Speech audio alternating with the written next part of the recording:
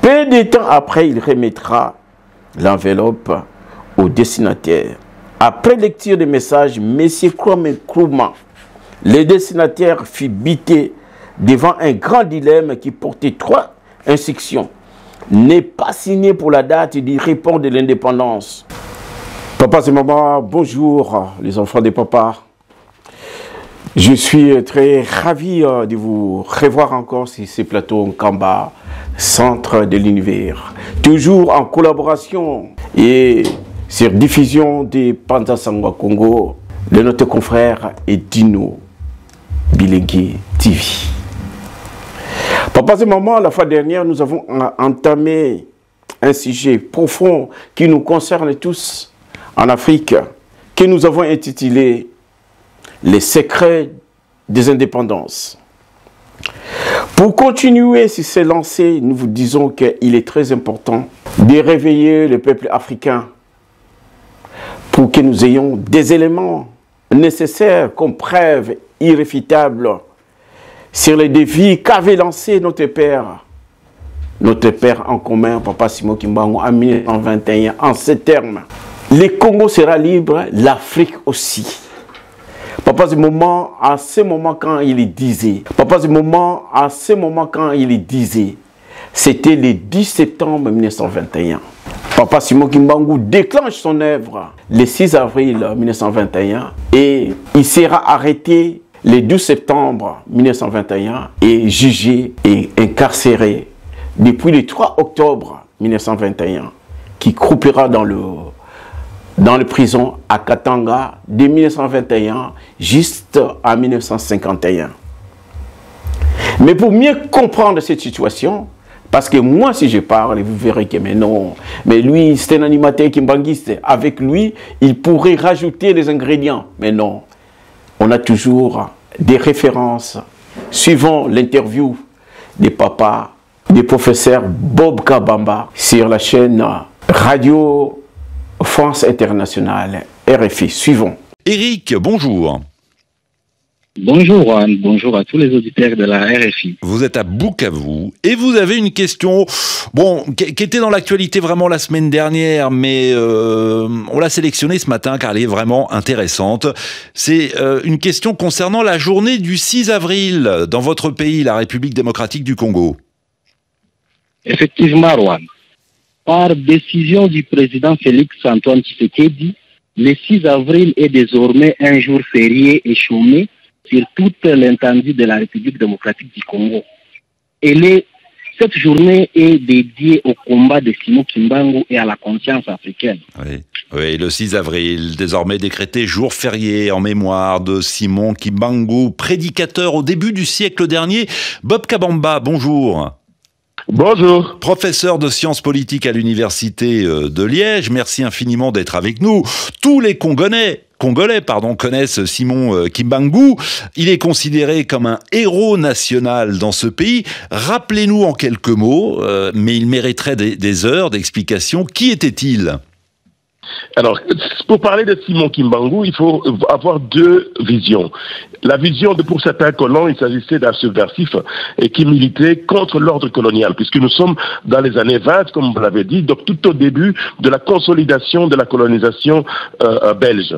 Et sur base de ça, il sera donc condamné en 1921 et ensuite condamné à mort, et puis sa condamnation va être transformée en perpétuité et il sera transféré à Lubumbashi où il va mourir en 1951.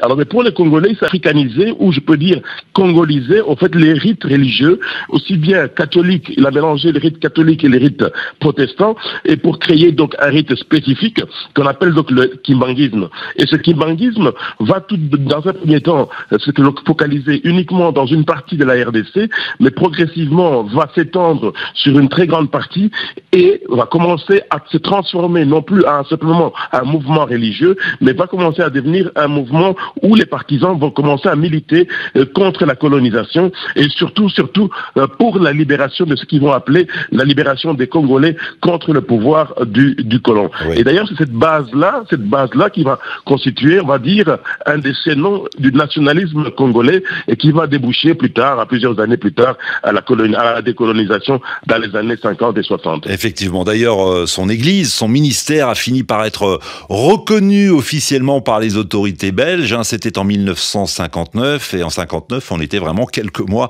avant l'indépendance. Et il faut préciser que même s'il était en prison, même s'il a été condamné à mort, son mouvement s'est poursuivi dans la clandestinité. C'est sa femme qui a porté son mouvement et aujourd'hui, l'église kibanguiste revendique des millions de fidèles. Comment expliquer la décision du chef de l'État de faire du 6 avril, qui est une date importante d'ailleurs, on n'en a pas parlé, mon cher Bob Kabamba, mais c'est une date importante justement dans le mouvement kibanguiste. 6 avril, jour férié, chômé et payé. Félix Tshisekedi, et je parle sous votre contrôle, ils ont soutenu les régimes précédents, Kabila père, Kabila fils, également le maréchal Mobutu, non ? Oui, ce qu'il faut savoir, c'est que le kibanguisme, après la colonisation, l'attitude des kibanguistes va changer du fait qu'ils ont obtenu la libération des Congolais. En obtenant la libération des Congolais, la philosophie du kibanguisme est de pouvoir accompagner le pouvoir en place pour accomplir le destin de Simon Kimbangu. Et d'où le fait que depuis donc l'indépendance, les kibanguistes sont toujours été du côté du pouvoir et dans la perspective de les accompagner en vue de promouvoir le kimbanguisme, que le kimbanguisme devienne la première religion ici au Congo. Je pense qu'on nous a parlé tous du combat de Papa Simon Kimbangu qu'il a mené pour la libération. Je disais ceci, en 1921, il est arrêté. Donc son séjour, toute sa vie, physiquement, s'est passé en prison de 1921 à 1951. Mais comment c'est possible de cet homme qui est notre Père, qui déclare avec brio, avec insistance, avec force, que je suis venu pour libérer les Congo et l'Afrique entière. Il le fera dans les prisons ou quelle est la méthodologie, le mode opératoire qu'il va utiliser pour libérer tous ces pays?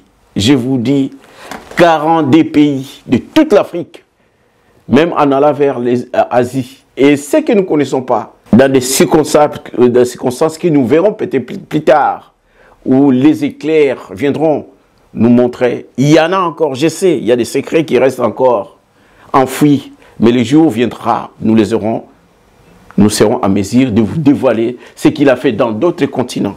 Papa, ce moment, le sujet de dépendance vient de commencer, parce qu'on a commencé la fois dernière avec l'indépendance du Cameroun. On vous a parlé du Cameroun, qui a eu son indépendance en décembre, le 30 décembre, et on vous a parlé aussi de Gambie qui a eu son indépendance au mois de février. Aujourd'hui, on va vous parler de 3 pays qui ont eu l'indépendance au mois de mars. Le Ghana, la République ghanéenne, le Maroc, et on parlera de l'île Maurice. En cela, vous verrez que tous ces pays sont africains. Quand Papa Simon Kimbangu déclare l'Afrique, il n'a pas fait abstraction de dire que non, cette Afrique-là est plus blanche ou encore Bère, le nom que qu'on utilise d'usage ici, ils sont des Bères, ils sont des Rénois. Mais non, il n'a pas tenu compte de ça. Ce qui est extraordinaire dans son œuvre, ce qui est époustouflant, qu'on peut le dire, il travaille avec, on peut dire, son expression a été inédite. Donc, personne dans ce monde qui peut endosser ses charges et ne tenir compte que géographiquement, car c'est là. Aussi longtemps qu'ils habitent chez moi, ils sont mes enfants.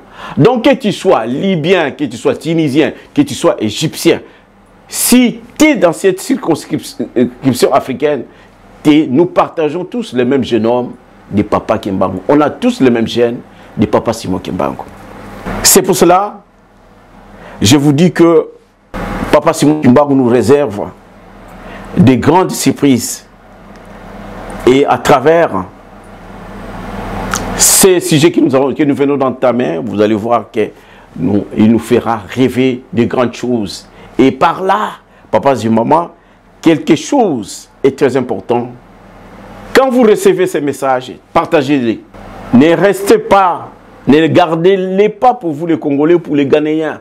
Partagez-les pour toute l'Afrique, pour qu'on puisse savoir que nous, Africains aujourd'hui, on a un père, on peut dire qu'on a un père qu'on appelle Simon Kimbangu. Les amoureux de l'émission Kamba Santé l'hiver, nos frères, papas et mamans, les enfants des papas, l'ère est venue que nous allons vous parler. Premièrement, de ce qui s'est passé au Ghana, je vous dis, c'est époustouflant, c'est extraordinaire. Ce que papa Simon Kimbangu il a fait, je vous garde de le dévoiler, parce que vous allez voir que on ne peut pas les comparer, ça reste incomparable. Donc on dit que l'œuvre de papa Simon Kimbangu, ses actions sont impaires. Maintenant, allons-y à ce qui concerne les Ghana, papas et mamans. Les indépendances africaines. Vous l'avez, livre. Je vous ai donné des références. C'est sur Concept Africa de notre frère Fakasumbu Adrien.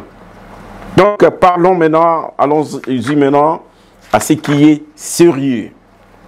Le Ghana, nous n'allons pas faire l'historique. Vous savez, là où il est situé à l'est par les Togo, à l'ouest par la Côte d'Ivoire, au nord par les Burkina Faso et aussi par l'océan Atlantique. Sa superficie est 238 540 km². Sa capitale est Accra. Comment papa Simon Kimbangu, que l'auteur désigne ici l'homme en pagne, parce que c'est ça, c'est sa posture en tant que chef coutumier. Là où il était à Paris, il s'est présenté toujours avec un pagne et un boubou. Donc, nous allons parler maintenant de son intervention au Ghana.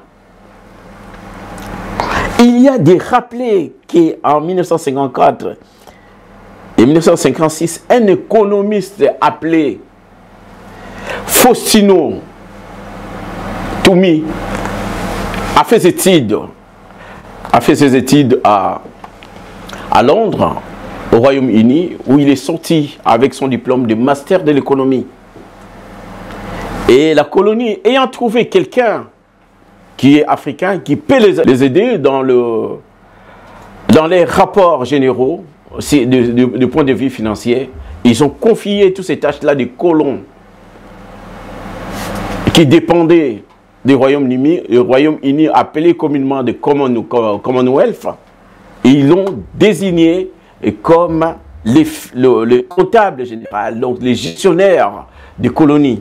Alors qu'on ne savait pas que papa Simon Kimbangu, même si consciemment, il travaille à travers ses enfants. C'est pour cela que je vous dis que nous tous, nous portons ces gènes de papa Kimbangu.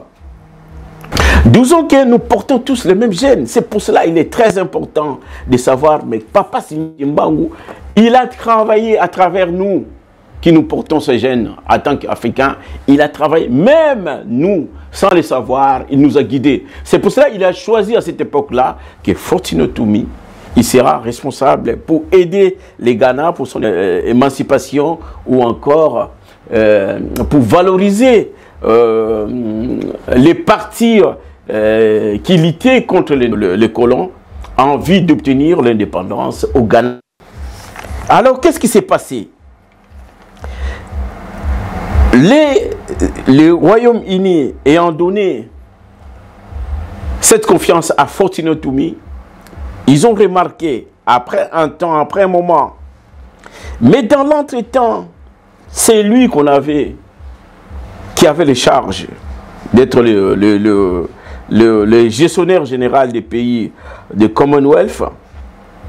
Il était apprécié, c'est pour cela qu'on l'a donné, déjà, qu'on a donné ces charges-là, de s'occuper des financements et des gérances de ces pays. Mais lisons ceci. Mais dans l'entretemps, il profitait de compliquer les chiffres économiques transmis au Commonwealth pour apprécier les pays anglophones africains. Mais qu'est-ce qui va se produire? En 1957, lors des conférences de Nairobi, où on a rassemblé tous les pays anglophones africains, les Ghana a été déclaré en tout dernier sa contribution à l'organisation. Et ils ont compris que M. Faustino Tumi, en déclarant ces chiffres, il avait une partie envoyée dans des partis politiques qui luttaient contre la colonie. Et les colons qui habitaient au Ghana, ils ont dit que, mais cette fois-ci, on l'a eu. Au lieu de se prononcer, non, ils ne sont pas prononcés. Ils ont dit que non, on va garder ça silencieusement. Et on va chercher le moyen de l'éliminer. Parce que c'est ce qu'il a fait Faustino. Il nous a poignardé dans le dos. Alors, qu'est-ce qu'ils feront? L'expression est savoureuse. Mais elle a projeté d'éliminer physiquement l'économiste ghanéen en coulisses sans tambour, ni trompette. Donc ça veut dire que silencieux. Personne ne s'aperçut que ces gens-là, ils ont manigancé quelque chose pour éliminer Faustino Tumi. Alors qu'est-ce qu'ils vont produire? Ils vont alors jouer sur deux plans. Le premier plan, c'était de l'enlever et l'amener vers l'embouchure du fleuve Oda et les jeter sur les barrages qui existaient à l'époque. Mais en le faisant, ils ont bien pensé. Mais au moment où nous allons le jeter dans les barrages, dans l'eau, il va mourir. Et quand il meurt, après un certain temps, le corps va sortir de l'eau, va planer. Alors on saura que les colons, ils ont fait quelque chose. Donc il y aura, on risque de créer une crise. C'est pour cela que le premier plan a échoué. Vous comprenez? Et le premier plan a échoué. Alors il faut aller sur le deuxième plan. Le deuxième plan maintenant, suivez maintenant le deuxième plan. Faustino Tumi sera finalement mis dans un avion pour aller les fusiller dans la forêt de Tamale, une ville située loin d'Accra, loin des capitales, parce que là, personne n'y va. C'est une forêt isolée, donc ils peuvent faire ce qu'ils veulent, et leur plan serait une réussite. Alors, ils ont résolu de l'amener là-bas. Mais suivons ce qu'il va se produire. Dans la forêt, Faustino se trouva à une courte distance d'environ 5 mètres de son bourreau. Un soldat anglais de grande taille chargé d'exécuter par un tir. L'ordre fut donné de compter jusqu'à 3 par le lieutenant Bart. C'est le lieutenant Bart qui va ordonner à son adjudant, qu'on appelle M. Smith, de tirer. Alors qu'est-ce qui s'est produit? Curieusement, sans percussion ni détonation, tout le monde s'étonna et braqua ses yeux vers l'adjudant Smith, chargé de tir. Et pourtant l'arme a été bien maniée sous les regards vigilants de l'officier Bart, qui est le lieutenant. Il s'étonne parce que l'arme qui a été bien maniée, bien préparée, et ils sont persuadés que cette fois-ci, il n'y a pas de souci parce que l'arme, la balle est dedans. Mais au moment du tir, ça n'a pas marché. Qui est venu retirer la balle du fusil? C'est ça le problème. Mais il ne s'en arrêta pas là. Il poursuit parce qu'ils avaient préparé un deuxième fusil. Cette fois-ci, ce fusil-là a été bien préparé par lui-même, le lieutenant Bart, sous contrôle maintenant de son chef, le responsable qui est le capitaine Rusty. Les capitaines Rusty donnent l'ordre. Qu'est-ce qui s'est produit, mes frères et sœurs? Suivons. Papa et maman, je vous dis que c'est époustouflant, c'est extraordinaire. Suivons maintenant. Avant 3 surgit un éclair aveuglant, suivi d'un coup de tonnerre, de courts bruits et paralysant les mains du tireur Barth. Donc le lieutenant. Le premier c'était l'adjudant Smith qui n'a pas réussi. On a changé le lieutenant Barth. Lui-même, il croyait qu'il est le plus fort. Il va réussir le coup. Des coups de tonnerre, des coups bruits et des courts bruits et paralysant les mains du tireur Barth qui coupèrent le fusil en deux. Le fusil qui a été préparé par Barth quand il a appuyé, subitement cet éclair est venu qui était fort, qui a paralysé même le tireur. Et suivons maintenant ce qui s'est passé. Ils avaient 3 véhicules qui étaient préparés pour qui amenaient l'homme à battre, les soldats et les capitaines qui étaient en charge de fusillade. Toutes ces voitures-là étaient brûlées. Suivons. Les 2 voitures Edge Ford qui avaient amené à bord les 6 autorités britanniques et les jeeps Land Rover qui avaient transporté les 5 soldats anglais pour assurer la ceinture de sécurité firent tous les 3 brûlés par un brusque et rapide incendie. Ils ne savaient pas d'où est venu cet incendie. Et ça n'a pas pris du temps. Hein. L'incendie, ça peut prendre 1 heure du temps, mais brusquement, c'est brûlé. Je ne sais pas quelle force, quelle puissance de ces faits foudroyants. Et la corde qu'on avait reliée, qu'on avait liée M. Faustino, parce que vous savez que pour que tu ne puisses pas fuir, on te lie, on l'a lié partout, relié, on s'assure vraiment que non, même si on n'est pas là, on peut se déplacer, il ne va pas bouger.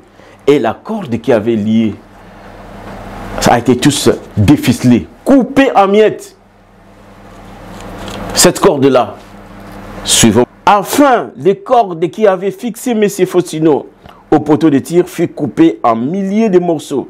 Soudain, une légion de 12 soldats apparaît. Les militaires qui composaient cette légion avaient un aspect très compliqué. Visage d'adultes, de taille très courte, tenue militaire, bottes semblables aux chaussures de bébé. Concernant la taille très courte, ces militaires même, les pygmées de la forêt équatoriale apparaissaient très géants. Dans la panique, tout le monde fuit à sauf qui paie, en commençant par les soldats, puis les autorités coloniales. Tous ont pris fuite parce qu'ils ont dit que mais qu'est-ce qui nous arrive? Tous, ben là, comme on dit en Kikongo, mal vous nous en foutez. Donc, heureusement, il n'y avait pas de boîtier. Il n'y avait pas de mutilés, sinon ça allait être grave. Tous ont fui, sauf qui paie. L'autre, il va là-bas, parce que la situation était incontrôlable. C'est ce qu'on a vécu. Alors, je vous ai dit qu'il y a eu une légion de 12 soldats qui formèrent des rangées. Messieurs Faustino, il regarde ces 12 soldats qui traversaient. Et le dernier qui était à droite, il dira, Monsieur Faustino, 5 minutes, le roi des rois viendra vous voir. Et le roi des rois qu'on attendait, c'est l'homme en panne, papa Simon Kimbangu, qui viendra. Messieurs, veuillez patienter, le roi des rois viendra vous voir dans moins de 5 minutes. Selon Monsieur Gomez Abdou, qui avait raconté l'histoire à l'auteur des présents livres, Faustino s'attendait à voir Jésus-Christ de Nazareth. Parce que quand on parle du roi des rois, on croit que le roi des rois, c'est Jésus-Christ qui va sauver le peuple. Provenant de la même vallée à travers laquelle les soldats de courte taille étaient passés pour leur départ. En revanche, Faustino voit venir un chef coutumier, mais pas comme les autres, chef coutumier de Ghana, car sa tenue en panne était très blanche et brillante. L'homme était d'une taille géante et de teint sombre, tenant dans sa main gauche une enveloppe. Il se dirigea tout droit vers lui, Faustino. Face à face devant ces fameux chefs coutumiers, l'anonyme Faustino s'est mis à trembler visiblement. de tout son corps, il commence à trembler parce que, chose qu'il n'a jamais vue, la situation déjà qu'il s'est retrouvé, il attendait soit la mort, mais l'homme qui le libère, en plus, il voit des êtres qu'il n'a jamais vus depuis qu'il est né, il dit que maintenant, ici, il y a un souci. Et alors qu'il attendait le Seigneur Jésus-Christ de Nazareth, c'est pas lui, il voit un homme géant, parce qu'on ne connaît pas, dans l'histoire, on nous rapporte que Jésus-Christ était blanc, mais le kimbanguisme, avec le temps, vous ferez un modem sur lequel on vous parlera du vrai Jésus de Nazareth. Et alors, Faucino tremblotait devant cet homme géant. Il dirigea tout droit vers lui. Les rois en pagne brillant y eut pitié de lui et lui demandant en langue ghana de se mettre à genoux. Comme pour recevoir un geste de bénédiction, ce qui fut fait, il lui tendit la main sans les toucher et le corps de Faucino cessa de trembler sur les champs. Ce geste rapide avait un résultat immédiat. Ça ressembla à un geste exécuté par quelqu'un qui avait éteint la lumière d'une ampoule avec un interrupteur. Après ce geste, il a demandé à Faucino de tenir debout. Écoutons donc le vieux en pagne dans la langue ghanéenne. Mon fils, je suis intervenu pour toi parce que ta mort n'est pas encore proche. C'est sur toi que j'ai compté pour m'aider à transmettre ces messages. Prends cette enveloppe. Connais-tu ces politiciens ghanéens? Faucino lit face de l'enveloppe, il tourne pour regarder ce qui est écrit réellement. Il répondit, oui, je connais bien, y compris même la base au siège de son parti politique. Le vieux en pagne renchérit. Écoutez mon fils, aide-moi à faire parvenir cette lettre auprès de l'intéressé. Qu'est-ce qui est écrit sur la lettre? Faucino lit d'abord les deux faces de l'enveloppe. Côté expéditeur, il est mentionné Monsieur Simon, sous couvert du Congo belge. Je vous ai dit que Papa Simon Kimbangu à l'époque, soit il est mort, soit il était en prison. Je vous ai dit, l'espace-temps de 21 à 1951, il était en prison. Si c'est après 1951, il était déjà mort. Physiquement, il n'existait plus. Vous voyez ce que je vous dis? La différence. Et au fur et à mesure que nous allons avancer, me montrera s'il y avait encore quelqu'un qui a pu faire ce genre de choses en étant dans des conditions que Papa Simon Kimbangu est aujourd'hui. Oui, je connais. Donc, la suite, on vous a dit. Alors, tiens mon pagne au niveau de la hanche et ferme tes yeux. Quand j'aurai dit Amen, tu répondras de la même manière, puis tu ouvriras tes yeux. Papa Kimbangu dit, d'accord. Monsieur Faucino répondit, oui. La prière dite par le vieux en pagne, qui est notre père, Papa Kimbangu, était de cette manière. Au nom du Père, du Fils et du Saint-Esprit, cette circonstance a été prévue pour montrer à l'homme blanc la gloire et la puissance. A priori et a posteriori, le noir n'ont aucune force de combattre le blanc. Tu viens de sauver de justesse ton fils. Accorde-lui une longue vie. Que ta grâce et ta bénédiction soient sur lui et sa famille. Donne-moi la force de sauver l'Afrique et de terminer dans tous les cas qui nécessitent de secours afin que l'homme noir sorte de son calvaire. Ainsi soit-il au nom du Père, du Fils et du Saint-Esprit. Amen. Faucino répond Amen. Mais qu'est-ce qui s'est passé? Faucino dit Amen, dit Faucino, et se retrouva aussitôt dans son bureau. Ils étaient à 300 km d'Accra, dans les forêts de Tamal. Subitement, il se retrouve dans son bureau. Dans son bureau situé dans le bâtiment de commerce extérieur. Il jeta un coup d'œil à l'extérieur et aperçut des sentinelles, les noirs. Sa voiture était intacte dans le parquet. Puis il rejoignit sa famille qui s'inquiéta suite à son absence de 3 jours. Peu de temps après, il remettra l'enveloppe au destinataire. Après lecture des messages, M. Kwame Nkrumah, le destinataire fut bité devant un grand dilemme qui portait 3 instructions. N'est pas signé pour la date du report de l'indépendance, telle qu'elle a été fixée à Londres. N'est pas adopter la constitution conçue en Angleterre, sauf celle qui sera conclue par les Ghanéens, ou entre les Ghanéens et les Anglais, de commun accord.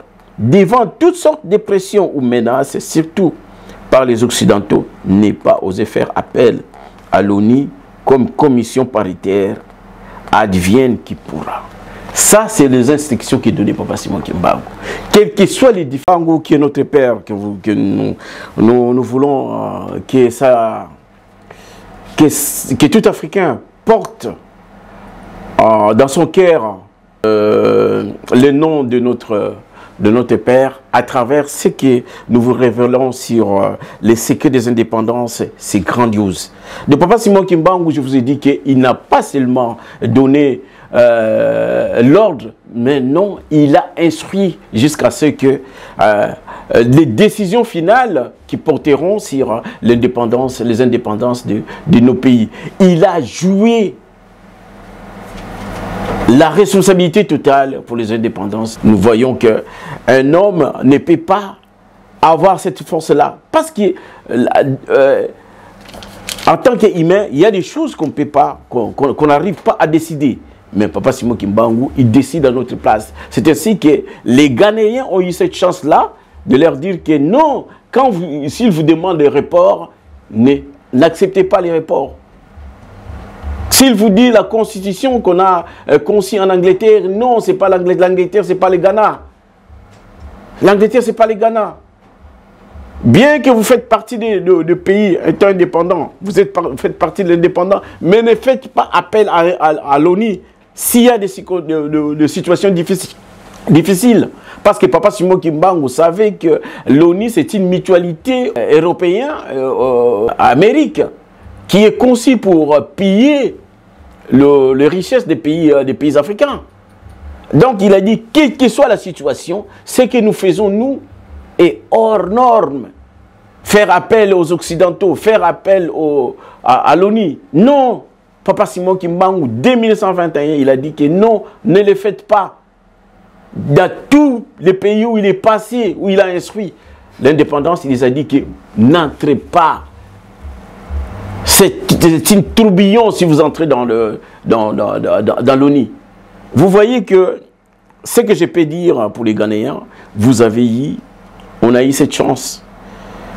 La présence de papa, de notre père qu'on appelle Papa Kimbangu, a joué très fort pour notre bénéfice.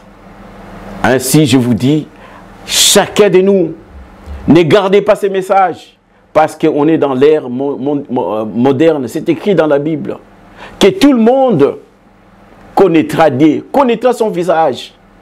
Je pense que le moment où nous traversons aujourd'hui, numériquement, on peut envoyer, quel que soit l'endroit où vous vous situez, si on te dit que ça c'est le visage de Dieu, vous le saurez facilement.